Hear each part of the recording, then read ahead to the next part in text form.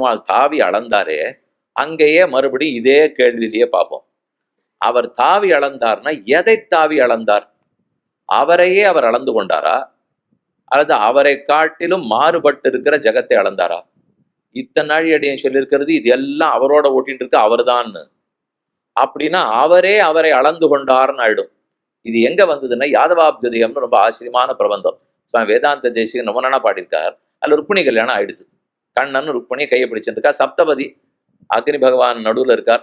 சுத்தி 7 அடி கால் எடுத்து வைக்கணும் இல்லையா? ருக்மிணியனுடைய ஒவ்வொரு காலா கண்ணன் பிடிக்கிறார். இந்த பிள்ளை குத்திட்டு கீழே உட்காரணும். ஒரு கையால் இப்படி காலை பிடிக்கணும். இந்த பெண்ணுடைய காலை பிடிச்சிட்டு வலது கையால மேல கையை பிடிச்சிட்டு ஒவ்வொரு அடியா எடுத்து வச்சுட்டு ஏகமிஷே விஷ்ணு ஸ்வான் வேது பெண்ணோட முகத்தை பார்த்து மந்திரம் சொல்லணும்.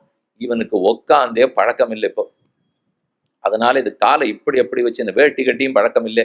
இது ஒரு கையால வேட்டி. நேத்திக்கு வராக நரசிம்ம பெருமான் ஒரு கையால வேட்டி பிடிச்சிட்டாருன்னா நன்னா இருக்கும். நம்ம பிடிச்சிட்டா நன்னா இருக்குமா?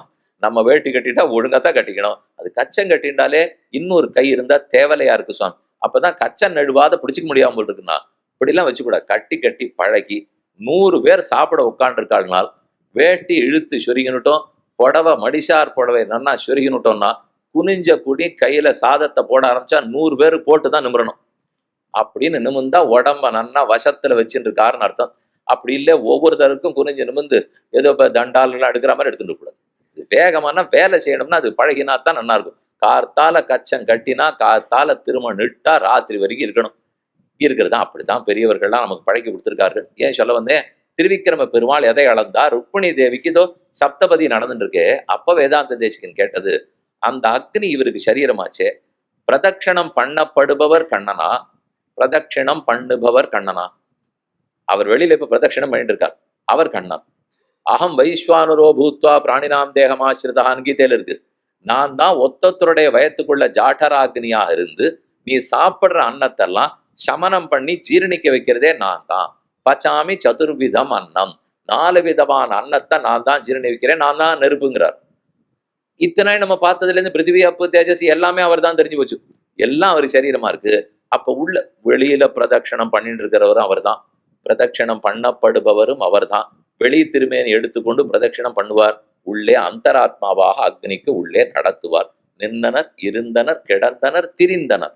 ஒத்தொத்தனை நகர்றான், பேசுறான், உட்கார்றான், படுக்கிறான், தூங்குறான். எதுனாலும் உள்ளவர் அந்தராத்மாவாக இருந்தா தான் பண்ண முடியும். இதைத்தான் ஸ்திதி பிரவிற்த்தி நிவிற்த்தின்னு. சத்தா ஸ்திதி பிரவிற்த்தி நிவிற்த்தி. சத்தேன்னா ஒரு வஸ்து இருக்கணும், அதுக்கப்புறம் ஸ்திதின்னா இருப்புல தொடரணும். இது 2வது. நிமிஷத்துல நம்ம ஏதோ சொல்லிட்டு போடுவோம். ஆனா வேதாந்திகள் விசாரம்ங்கிறது நம்ம நினைக்கிறதுக்கு அப்பாற்பட்டு இருக்கும். சத்தேன்னா இருப்பு, ஒரு பொருள் இருக்கா, அது இருக்கணும்னா பிரம்மம் உள்ள இருக்கணும். அடுத்து ஸ்திதி, இருப்பில் தொடர்தல். ஒரு வினாடி இருந்தா போறாது, அந்த இருக்கிற வஸ்து தொடரணுமே, தொடர்ந்து இருக்கணும். தொடர்ந்துட்டா போறாது, அது நடக்கணும், ஆடணும், பாடணும், நகரணும், தேயணும், வளரணும், எல்லாம் பண்ணணுமே. அதுக்குதான் பிரவிற்த்தி நிவிற்த்தின்னு பேர். சத்த ஸ்திதி பிரவிற்த்தி நிவிற்த்தி 3த்துக்கு அவர் உள்ள இருக்கணும்.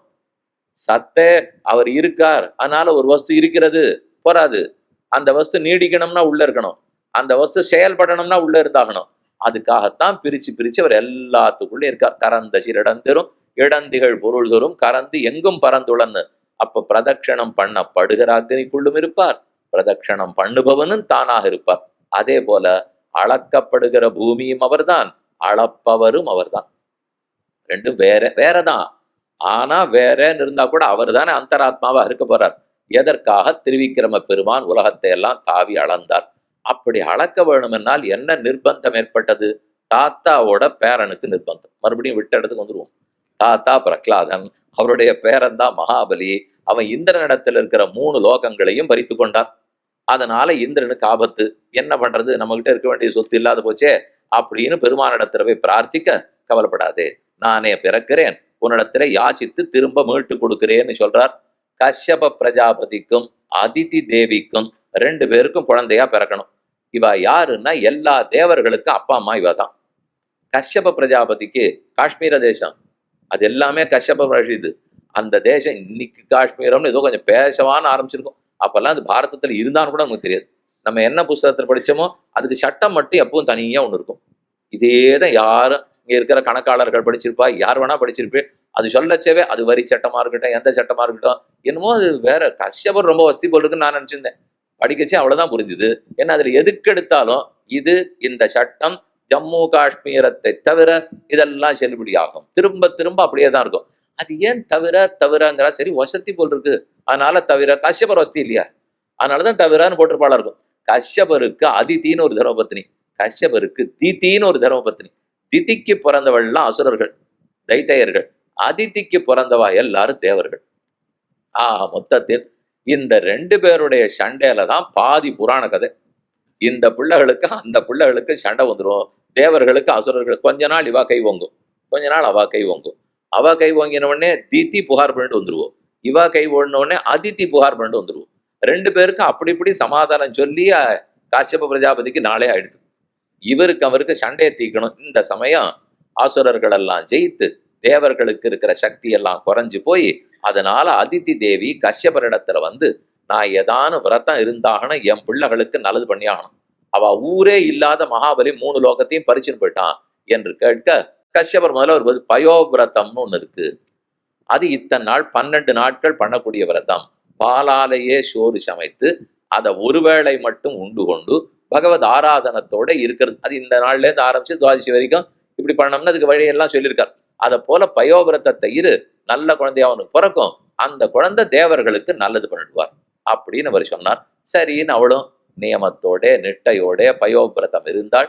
பாத்ரபத மாசத்திலே, ஆவணி மாசம் நம்ம ஆவணின்னு வச்சுக்கோ, பாத்ரபத மாசத்திலே வளர்பிறை சுக்ல பட்சத்திலே துவாதசி திதியிலே சிரவண நட்சத்திரத்திலே எம்பெருமான் அவள் திருவுதரத்திலிருந்து வாமனமூர்த்தியாக திருவதாரம் பண்ணினார். ஸ்ரோணாயாம் சிரவண துவாதசியாம் முகூர்த்தே அபிஜிதி பிரபு சர்வே நக்ஷத்திர தாராத்யா சக்ரு தஜ்ஜன்ம தட்சிணாம் துவாதசியாம் சவிதாதிஷ்டன்னு மத்தியந்தினகதோ நிருப விஜயா நாமசா புரோக்தா யஸ்யாஞ்சன்ம விதுர்ஹரேஹே. விஜயாங்கிற முகூர்த்தத்திலே, அபிஜின் முகூர்த்தத்திலே எம்பெருமான் அவதரித்தார். நீல நிறத்தொரு நெடுந்தகை வந்தங்கோர் ஆலமர் வித்தின் அருங்குரலானார். கம்பராமாயணத்துல சொல்றார், நீலம் ஒரு ஆலம் விதை கீழே விதைச்சா சின்னதா இருக்கும், ஆனா அது வளர்ந்துட்டு பார்த்தா சேனையே தங்கலாம். அவ்வளவு சின்னதா இருந்து அவ்வளவு பெருசா வளர்ந்துதா. அதை போல இந்த குழந்தை பிறந்த உடனே அப்பா அம்மா பார்த்தா அவளுக்கே கடுப்பா இருந்துதான். இது என்ன இவ்வளவு சின்னதா இருக்கு இந்த குழந்தை, இவ்வளவு குள்ளமா இருக்கே நினைத்து அவர்களுக்கே அது ரொம்ப பிடிக்கல. ஆனா நினைச்சு முடிக்கிறதுக்குள்ள பிள்ளை கிடுகிடுன்னு வளர ஆரம்பித்தான். 7 வயது ஆகிவிட்டது. சிறந்த பிராமணனுடைய குழந்தையா இருந்ததுனாலே இவனுக்கு நாம உபநயனம் பண்ணி வைப்போம். அது பண்ணுவதற்கு சவிதா தேவனான சூரிய பகவானே வந்தார் செய்கிறார். பார்வதி தேவி வந்தாள், பரமசிவனார் வந்தார், இந்திரன் சந்திரன் குபேரன் வருணன் அத்தனை பேர் பிள்ளைக்கு ரொம்ப நாளா பண்ணி வச்சுட்டான். ஜகாம தத்திர அகிலசார சம்பிருதா மௌஞ்சியா மேகலையா வீதம் உபவீத அஜினோத்தரம் ஜட்டிலம் வாமனம் விப்ரம் மாயாமாணவகம் ஹரிம் பிரவிஷ்டம் வீக்ஷ பிருகவஹ சசிஷ்யாஸ்தே சஹாக்னிபிஹி பிரத்யகிருண்ணன் சமுத்தாய சங்கிப்தாஸ்தஸ்ய சேதசா. அந்த பிள்ளைனுடைய தேஜஸை பார்த்துட்டு ஒவ்வொருத்தர் ஒவ்வொன்னு கொடுக்குறா. அது பிடிச்சுக்கிறதுக்கு தாழங்கொடை வேணும். பிரம்மச்சாரி பிள்ளை நடக்கணும், தாழங்கொடை வேணும்னு வருண பகவான் கொடை கொடுத்தார். அவர் வந்தாலே நம்ம கொடை பிடிச்சுடுவோம், அதனால அவர் கொடை கொடுத்தார். பார்வதி தான் பிக்ஷையிட்டா. இந்த பவதி பிக்ஷாந்தேகின்னு பிள்ளை நிற்கணும். அதுக்கு ஒரு வழி வச்சிருக்கா. தட்டு ஒரு சின்ன பாதி மூட்டையில அரிசி ரெண்டாத்தையும் பூனல் போடுற வரை வாங்கி வச்சுடுறாரு. யார் இப்ப அரிசியெல்லாம் கொழுந்தெல்லாம் பிக்ஷையெல்லாம் இடுறது இல்லை, யாரு தூக்கி போடுறா. அதனால பக்கத்துல வச்சிருக்கோம். இந்த அம்மா யாரெல்லாம் வரிசையா வராளோ அவள்லாம் எடுத்து அரிசியை போடுவா. அந்த பிள்ளை வாங்கினுட்டு அதே மூட்டையில கொட்டிடும். கொட்டினோடனே இது இந்த தெருக்கோடியில நீர்வீழ்ச்சி வச்சிருக்கான் பாருங்க, நீரூற்று வச்சிருக்காள் இல்லையா, அது அதுலயே போயிட்டு அங்கேயே கொட்டிடும், அதுலயே போயிட்டு அங்கேயே கொட்டிடும். அதே போலத்தான் இப்ப உபநயனத்தும் போது பகவதி பிக்ஷாந்தி அதுலயே எடுத்து அரிசியை திருப்பி அங்கேயே போட்டுடுவா. இதே போல பார்வதி தேவியே பிக்ஷையிட்டா. பரமசிவனார் வந்தார், சவிதா சூர்டனே காயத்ரி மந்திரத்தை உபதேசித்தார். மௌஞ்சி தாரணம் முடிந்தது, பிள்ளை தயாராயிட்டார். எங்க போக வேணும்னு யோசிக்கிறான். அப்போது குஜராத் இதெல்லாம் நடந்துட்டு இருக்கிறது எங்கே, பக்சருங்கிற இடத்துக்கு பக்கத்துல. பீகார்ல பக்சர்னு கங்கை கரையில இடம் இருக்கு. அதை சித்தாசிரமம்னு சொல்லுவார்கள். அங்க அவதரித்தாரா அங்கு வாழ்ந்தாராங்கிறது சரியாக தெரியுமாறில்லை. அது சித்தாசிரமம். ஏன்னா ராமாயணத்துல ராமன் விஸ்வாமித்தர் பேசிட்டு இருக்கிறச்சே, ஏஷ பூர்வாசிரமோ ராம வாமனஸ்ய மகாத்மனஹான்னு ஒரு ஸ்லோகம், பாலகாண்டம். அதான் ராமனையும் லட்சுமணையும் விஸ்வாமித்தர் கூட்டின்னு போனார். யாக சம்ரட்சணத்துக்காக அழைச்சின்னு போயிட்டு இருக்கார். அவர் போய் 6 நாட்கள் இந்த பக்சர்ல தான் அவர் யாகம் பண்றார். அப்ப வரச்சே இந்த ராமனிடத்துல இந்த இடத்தை காட்டி, இதுதான் வாமனனுக்கு பூர்வாசிரம ராமா பாத்துக்கோங்கிறார். ஏஷ பூர்வாசிரமோ ராம வாமனஸ்ய மகாத்மனா, வாமனனுக்கு இது பூர்வாசிரமம். ஆனா அதை வேடிக்கையா ஆச்சாரியர்கள் என்ன சொல்வாள்னால், ராமனை பார்த்து ராமா இதுதான் உனக்கு பூர்வாசிரமம் பார்த்துக்கோங்கிறாருவா. ஏன்னா இது பின் அவதாரம், அது முன் அவதாரம். இவருக்கே பூர்வாசிரமம் அதுதானே. ராமன்னா மீனோடு ஆமை கேழல் அரி குரலாய் முன்னுவி ராமனாய், குரலும் அவர் தான். அப்புறம் ராமனா பிறக்க போறார். அப்ப ராமனுக்கே முன்னாசிரமம் வாமனன்னு சொல்லலாம், வாமனனுக்கே பூர்வாசிரமம்னு வச்சுக்கலாம். அது அந்த இடம். அங்கிருந்து அவர் கிளம்பி போறது பரூச்சுங்கிற இடம். அது எங்கேயோ குஜராத்ல இருக்கு. எங்க இருக்கு? பக்சர் எங்க இருக்கு? அங்கேருந்து குஜராத் எங்க இருக்கு? இங்கதான் மகாபலி சக்கரவர்த்தி யஜ்ஞவாட்டம் பண்ணியிருக்கான். அவன் யஜ்ஞம் பண்ண போறான். அந்த இடத்துல போய் இந்திரன் கேட்டதற்கிணங்க நாட்டை மீட்டு கொடுத்தாகனா அடிக்கலாம் முடியாது, சண்டை போட முடியாது. ஏன்னா தாத்தாக்கு வாக்குதானம் பண்ணிட்டோம், அதனால இவனை கொல்லக்கூடாது. இவன் ரொம்ப பெரிய வள்ளல்னு கேள்விப்பட்டிருக்கேன், உதாரன்னு கேள்விப்பட்டிருக்கேன். நமக்கு என்ன போச்சு இப்போ? பிச்சை புகினும் கற்கை நன்றே, கற்கை நன்றே, கற்கை நன்றே, பிச்சை புகினும் கற்கை நன்றே. பெருமாள் கொஞ்சம் குரலை மாத்தி வச்சுட்டார். ரொம்ப நன்று, பிச்சை புகினும் சொத்தை மீட்டல் நன்றே. விட்டுவிட வேண்டிதான். அதனால நாம இவர்கிட்ட விட்டுட முடியாது, சொத்தை திருப்பி வாங்கணுங்கிறதுக்காக கிளம்புறார். கிளம்பரிச்சேதான் கிருஷ்ணாஜினம் யவனிகாம் கிருத்தவான் பிரியாயாக, மாந்தோரை எடுத்து மேலே சாத்தி கொண்டார். இங்கிருந்து கிளம்புகிறார். பதத்திரை யாச்சனம்னு சொல்லுவார்கள். 3 அடி மண்ணு கேட்போம், இவனிடத்துல வாங்கி கிடுகிடுன்னு நம்ம வளர்ந்து 3 லோகத்தையும் அளந்து அதை மீட்டு இந்திரன் இடத்துல கொடுத்துருவோம். இதுதான் இவர் உள்ளத்துல இருக்கிற நல்ல திட்டம். நல்ல திட்டம். சின்ன காலை காமிச்சுட்டு அதை வைத்து பெரிய காலால் அளக்கணும். அப்படி திருவுள்ளத்தோட நடக்கிறார். கோட்டங்கை வாமனனாய் செய்த கூத்துக்கள்னு ஆழ்வார் பாசம். கையை எப்படி கூச்சுன்னு விட்டாராம். கிளம்பச்சேவே பக்சர்ல கிளம்பச்சே கையை எப்படி குவிச்சு வச்சிருந்து அவங்கிட்ட போனோம். இது வரைக்கும் எல்லாரும் என்ன ஸ்தோத்திரம் பண்ணித்தான் பழக்கம். நான் ஒருத்தனை கொடுக்க போறான்னு ஸ்தோத்திரம் பண்ணி பழக்கமே இல்லை. வாயே வருமா இல்லையே தெரியலையே, கடக்கடதான் ஏதான உளறிட போறோமே. இவர் ஸ்தோத்திரம் பண்ணி பழக்கம் தானே ஸ்லோகம் எழுத வரும். இந்திரனே சந்திரனே என்ன, இவரைத்தான் எல்லாரும் இந்திரனே சந்திரனே இத்தனை நாள் சொல்லிட்டு இருக்கா. இவர் இன்னொருத்தரை சொல்லணும்னா அதனால அவருக்கு கொஞ்சம் பயமா கையெல்லாம் அப்படி ஆடித்தான். கோட்டங்கை வாமனனாய் கையை இப்படி வச்சிருந்தார். செய்த கூத்துக்கள்னு ஆழ்வார் பாஷம். கூத்துன்னா நர்த்தனம் ஆடுறாப்புல இருந்துதான். ஏன்னா கைகால் தந்தி அடிக்கிறதுன்னு அர்த்தம். நம்ம போகணுமே, பிச்சை எடுக்கணுமே, இது என்ன ஆகுமோ அப்படின்னு அப்படி அதிர அதிர போக. இதே விஷயம் வாரணமாயிரத்தில் ஆண்டாளை கல்யாணம் பண்ணிக்கிறதுக்காக கண்ணன் உள்ள நுழையிறார். கால புகுத கனாக்கண்டேன் தோழினாம், அதிர புகுத கனாக்கண்டேன் தோழினான்னு பாசுரம். அதிர புகுதன்னா ஆண்டாளை கல்யாணம் பண்ணிக்கிறதுக்காக கண்ணன் உள்ள வச்ச பூமியை நடுங்கித்தான். வாமனன் காயல வைக்கச்சே எப்படி நடுங்கித்தோ அதை போல கண்ணனுக்கு நடுக்கம். இங்க என்ன சுவாமி நடுக்கம்? அங்கேயாவது பிக்ஷை எடுக்க போன நடுக்கம்னால், நானோ வைசிய பிள்ளையா இருக்கேன், இடையனா இத்தனை நாள் வளர்ந்துருக்கேன், பெரியாழ்வார் பெரிய பிராமணரா இருக்கார், நம்ம ஏதானு தப்பு பண்ண போக பொண்ணை கொடுக்க மாட்டேன்னு விட்டார்னா ஆண்டாள் கல்யாணமே நின்று போயிடும். அதனால ஒரே பரபரப்பா போய் உள்ள போய் ஒத்தத்திரையா விசாரிச்சாராம். உங்க வீட்டு கண்ணுக்குட்டி நன்னா இருக்கா, உங்க வீட்டு பசுமாடு கண்ணுக்குட்டி போட்டுதா, உங்களுக்கு ஒரு நாளைக்கு எவ்வளவு படி பால் கறக்கிறது, இது என்ன எல்லாரையும் இவர் கேட்டிருக்காரு. யாரான்னு ஒருத்தன் கொண்டு போய் புகார் கிளப்பி விட்டு கல்யாண மண்டபத்துல சண்டை வந்து, ஓஹோ இந்த பிள்ளையால தான் வந்தது அதனால கல்யாணம் இல்லைன்னு விட்டாருனால், அதனாலதான் பார்த்து பார்த்து ஒவ்வொருத்தரையா காளை புகுத கோடரி மாதவன் கோவிந்தன் என்பானோர் கால புகுத கனாக்கண்டேன் தோழினா. அதை போல வாமனனுக்கு இப்ப ரொம்ப புதுசான விஷயம். எப்படியாவது பிக்ஷை நன்னா நம்ம கிடைக்கணும், விஜயமா கிடைக்க வேண்டும். பிக்ஷை எடுக்கிறதுக்கு ஒரு முகராசி வேணும். நம்ம போய் கேட்டா யார் கொடுப்பா? நல்ல வேளை அவர் போய் கேட்டா 3 அடியாவது கொடுக்கவாவது கொடுத்தா கிளம்பி போறது. ரொம்ப ஆச்சரியமா சொல்றார். யாவந்தோ விஷயாக அஹோ பிராமண தாயாத வாச்சஸ்தே விருத்த சம்மதாக. இவர் இங்கேருந்து யஜ்ஞவாட்டத்துக்கு போனார். அது நர்மதையினுடைய நதிக்கரையில இருக்கு. அங்க போகிறார். தஸ்மாத்து தொத்தோ மகீமீஷாத்து விருணேகம் வரதரிஷபாத். விருணேகம் நான் கேட்கலான்னு வந்தேன், வரதரிஷன் நீ தான் கொடுக்க போறேன்னு இருந்தது. பதானி 3 தைத்தியேந்திர சம்மிதானி பதாமமா. இதோ என்னுடைய சின்ன காலால 3 அடி மண்ணு வேணும், பூதானம் பண்ணுன்னு இவர் போய் கேட்கிறார். பூவை இடந்தெடுத்ததை கீழே பார்த்துட்டோம், பூவுல இருக்க ஒரு தூணை பிளந்ததை நேத்திக்கு பார்த்துட்டோம். இப்ப பூமியே பிரார்த்தித்து கொண்டு பிக்ஷை எடுப்பதற்காக போவதுதான் இன்னைக்கு பார்க்க போறது. அப்படி போய் நின்னார். அவன் மேல உட்காந்துருக்கான், இவர் கீழே இருக்கார், குள்ளமா வேற இருக்கார். இவன் முதல்ல கூப்பிட்டார் மாவலி. முதல்ல சொன்னது மாவலி மூவடி மண் மகாபலின்னு சொல்லிட்டு ஒரு 10 ஸ்லோகம் போட வேண்டாம், அதுல ஒரு பாடவே தெரியல. பாடின வேகத்துல மாவலினால் அவனுக்கு ரொம்ப கோபம் வந்துருது. என்ன பெத்தவடே மகாபலிங்கிற என் பேரை சுருக்கி மாவலின்னு கூப்பிட்டதில்லை, இவராரு மாவலின்னு கூப்பிடுறான்னு திரும்பி பார்த்தான். மூவடி. அதான் நீ எப்ப திரும்பி பார்ப்பேன் தான் நான் காத்துட்டு இருந்தேன். 3 அடி கூடுனால் அவன் மேலேந்து கீழே இறங்கி வந்தான். பிராமணனாக இருப்பதற்கு தகுதி இல்லாதவனேன்னு ஆரம்பிச்சான். அது இவருக்கு ஏற்கனவே கிடைக்குமோன்னு சந்தேகமா இவன் பிராமணன் வேற கேட்டுட்டான். அதைத்தான் ஸ்லோகத்துல சுகாச்சாரியர் சொல்றார். அஹோ பிராமண தாயாத வாச்சஸ்தே விருத்த சம்மதாக தொம்பாலோ பாலிஷமதி ஸ்வார்த்தம் பிரத்யபுதோ யதா மாம் வச்சோபிஹி சமாராத்ய லோகானாம் ஏகமீஸ்வரம் பதத்ரயம் பிரணீதே யஹ அபுத்திமான் தீபதாசுஷம்.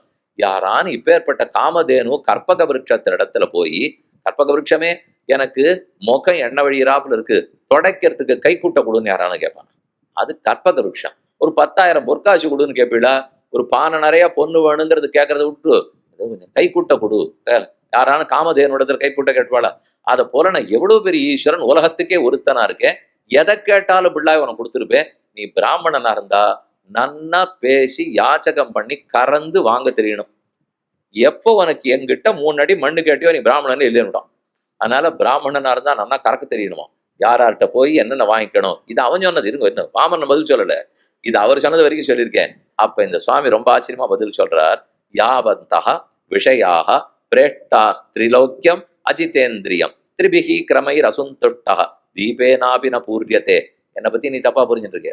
பிராமணனுக்கு இருக்கிற பெருமை, இந்த சின்ன காலாலே 3 அடி மண்ணுக்கு திருப்தி ஏற்படாதவனுக்கு நீ 3 லோகத்தை கொடுத்தாலும் திருப்தி ஏற்படாது.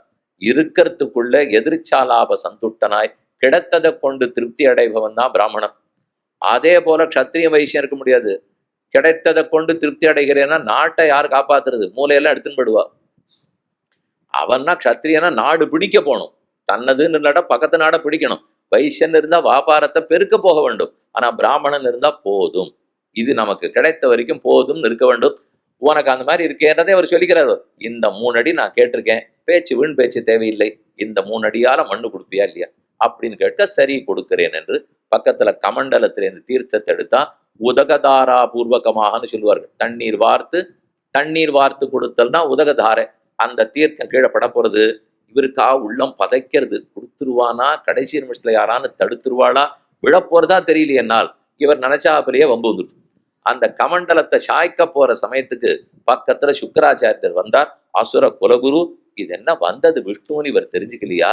எவ்வளவு ஆபத்து, இவனுக்கு சொத்து பத்தெல்லாம் போயிடுமே, அது புரியாத பண்ணான்னு ஒரு பூச்சி வடிவத்தை எடுத்துட்டு கமண்டலுடைய துவாரத்தை போய் அடைச்சுட்டா ஜலம் வரல. இன்னார் வரம் கொடுத்துட்டார், இணையார் கொடுக்கலன்னு உலகத்துல ஒண்ணு சொல்லுவா தெரியுமா? சுவாமியே கொடுத்துட்டார், அதுக்கு மேல உமக்கு என்ன சுவாமி, அவன் தான் தரேன்னுட்டான் என்னார். அதை போல இந்த பெருமாள் பார்த்தார். இப்படியெல்லாம் அவர் வெறும் விடப்படாது. இடுப்புல இருந்து ஒரு தர்பத்தை எடுத்தார். சுக்கிரன் கண்ணை துரும்பால் கிளைய சக்கர கையனே அச்சோ அச்சோ. அந்த சுக்கராச்சாரியர் இருக்கிற இடத்துல இவர் உள்ள அந்த தர்பத்தை விட்டார். அவருடைய ஒரு கண்ணு போயிடுது. கண்ணு போய் அந்த பூச்சி வெளியில வந்து விழுந்தது.